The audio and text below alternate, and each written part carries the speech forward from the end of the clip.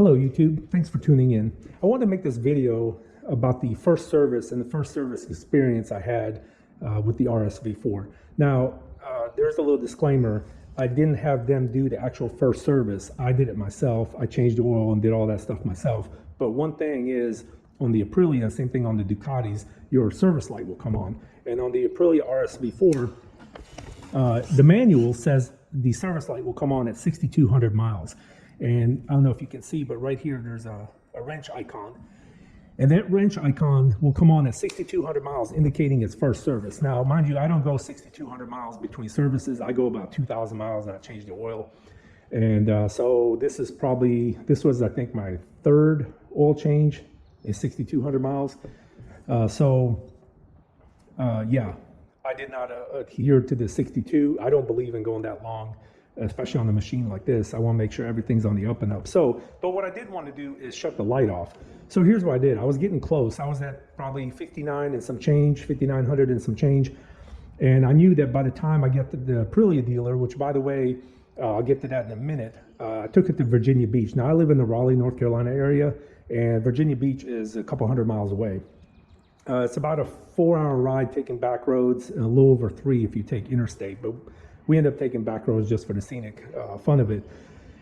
But here's what happened. So the manual, which, by the way, I think Italy used some guy that doesn't speak English, and they used Google Translate to write that manual because it does not make sense most of the time. And they say their grammar is horrible. So trying to read that manual is absolutely horrible. Trying to understand what it says is, I don't know. They need to get somebody that speaks English over there at Aprilia and write that manual. But anyway, so the service light is supposed to come on at 6,200. So I calculated it out, and before we went, I rode it around here just so that it will turn 6,200 miles by the time I get to the Aprilia dealer. And I was expecting the light to come on. However, we get to Virginia Beach. My buddy John and I took it up there this past week, and I get to 6,200 and no light comes on. Well, by the time we got to the dealership, it was at 6,214 and still no light. So we go into the Aprilia dealer over there in Virginia Beach, and I ask him, what's going on? And the guy says, well, it comes on at 6,200 or so, whatever or so means. And he begins to tell me some other things about how it should come on every year, even if you don't ride it, just based on time. And he was surprised that my light didn't come on. Well, it didn't come on. So he said, well, go ride it around a little bit. So it just so happens that one of my friends has the same model year. This is a 2020, but he has the Tuono. So pretty much same bike. And he said his came on at 6,250 on the dot. I read a couple other forums that said it came on at 6,250. So again, contrary to the owner's manual. So we said, hey, why not? Let's go ride around. The Chesapeake Bay Bridge is just up the street. Let's go across the Chesapeake Bay Bridge, come back. We should hit it. So sure enough, we rode across the bridge, and on the way back, my light came on. By the way, I've never been so excited about a service light coming on, because I was afraid that it's not going to come on, and I'm going to come all the way back home, and I pull in the driveway, and then the service light comes on. I would have been mad. But anyway, I would have just had to ride with the service light on. But and a lot of people say, well, just leave it on. If you did your service, it doesn't matter. And you're right, it doesn't.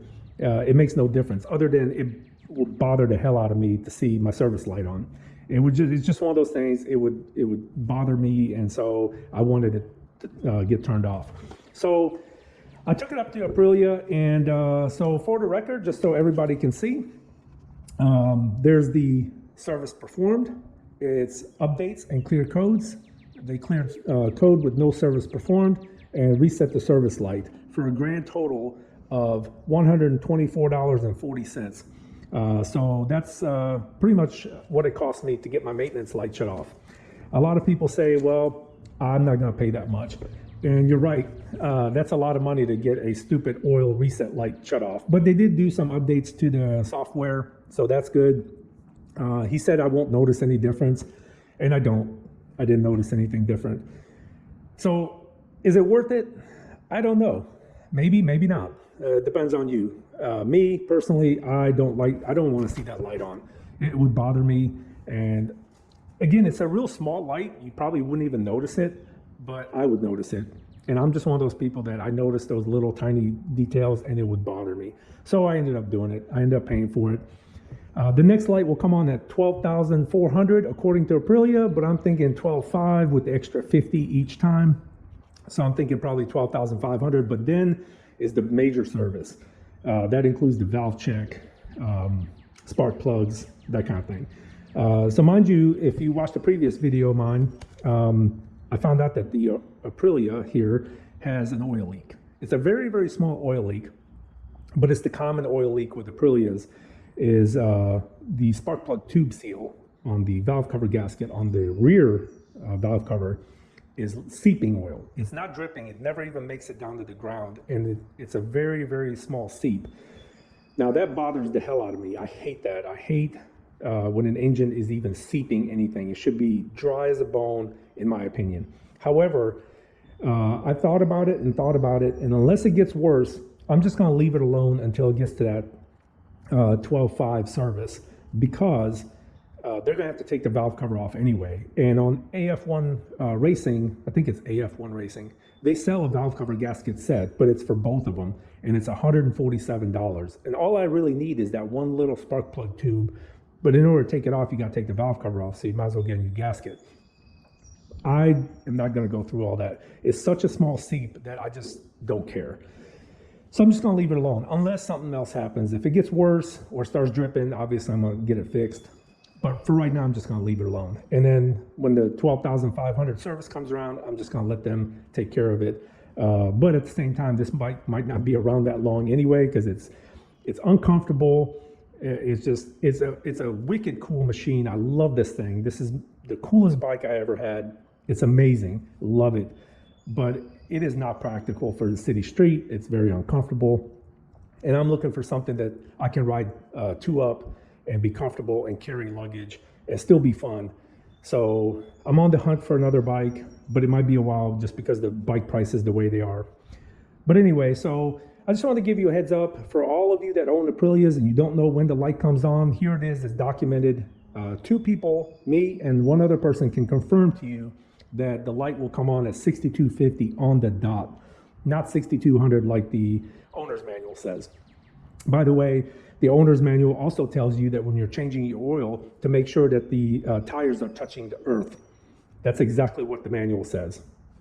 So those people that wrote that manual, I don't know where they come from. They probably used Google Translate to write that manual. But anyway, that's the lowdown on the first service on the Aprilia. Now, mind you, I refresh your memory, I did change the oil on it about 2 weeks ago. And then this past week, I took it up to get the service light shut off. So it's on the up and up. Everything looks good. I am going to go over today just to make sure that everything's good. All the bolts are tight. Everything looks good because I have a iron butt ride coming up. And if you catch my videos here that I put out today, I'll give you some details on what's going to happen. This upcoming Saturday, May 27th, with the RSV4, going on a 1,000 mile saddle sore iron butt ride, whatever you want to call it, and we'll see how it goes. So if you want to see this bike and my experience doing a saddle sore 1000, stay tuned. That video is coming, and I'll give you all the lowdown on what it's like. I put out a video just now. I don't know if it's coming out before or after this one, but how I prepared and what I'm taking with me on this 1,000 mile ride. But it should be fun. I think it'll be a great experience. Will it hurt and be uncomfortable? Absolutely, no doubt about it.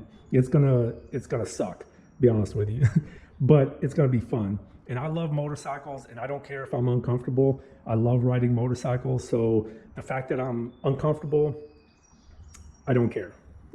It is what it is. And guess what? I chose to buy this, so here it is.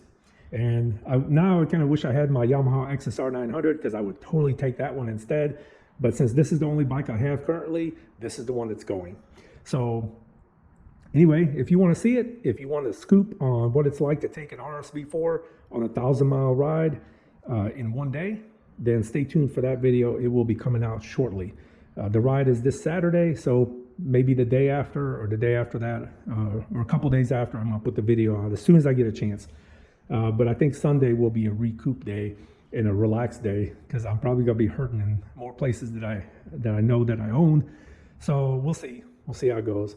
But anyway, thanks so much for watching, and if you haven't subscribed yet, please hit that subscribe button. It would really help me out. Anyway, catch you guys on the next one.